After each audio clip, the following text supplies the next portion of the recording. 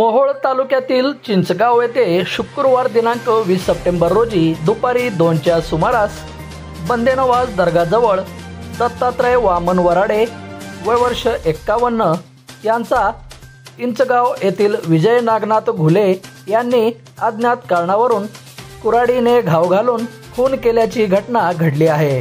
या घटनेची फिर्याद मैताचा भाऊ नागनाथ वामन वराडे यांनी कामती पोलिसांना दिली आहे।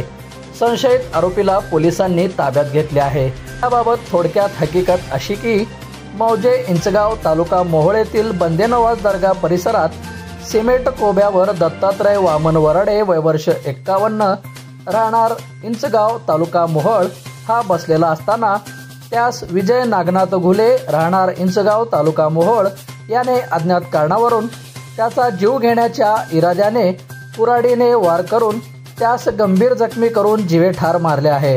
या घटनेची माहिती मिळताच कामती पोलीस ठाण्याचे सहाय्यक पोलीस निरीक्षक ज्ञानेश्वर उदार यांनी घटनास्थळी भेट दिली।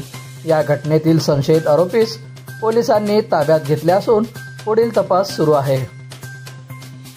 बंधुप्रेम न्यूज चॅनलला लाईक, सबस्क्राइब व बेल आयकॉन दाबायला विसरू नका। धन्यवाद।